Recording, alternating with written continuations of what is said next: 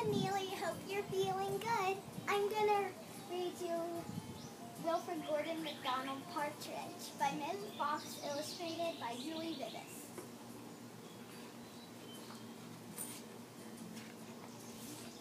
Wilfrid McDonald, Partridge. There was once a small boy called Wilfrid McDonald Partridge, and what's more, he wasn't very old either.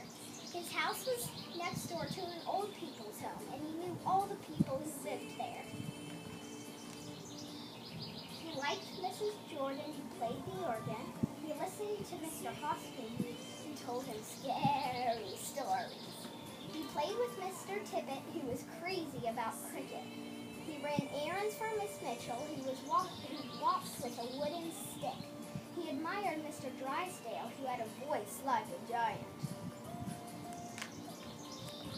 But his favorite person of all was Miss Nancy Allison Delacourt Cooper, because she had 4 names just as he did. He called her Miss Nancy and told her all his secrets. One day, Wilfrid Gordon heard his mother and father talking about Miss Nancy. "Poor old thing," said his mother. "Why is she a poor old thing?" asked Wilfrid Gordon. "Because she's lost her memory," said his father.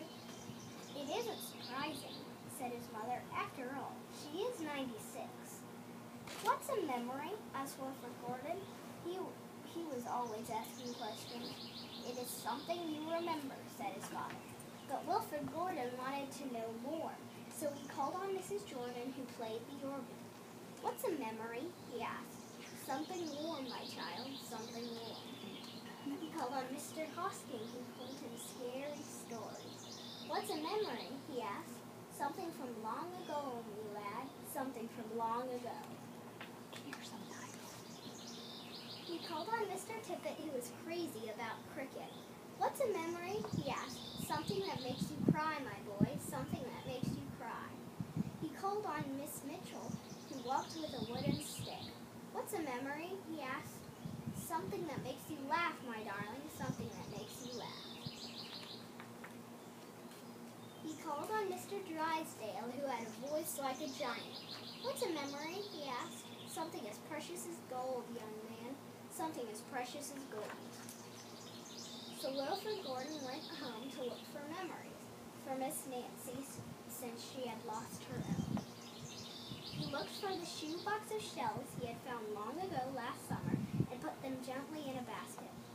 He found the puppet on strings, which always made everyone laugh, and he put that in the basket too.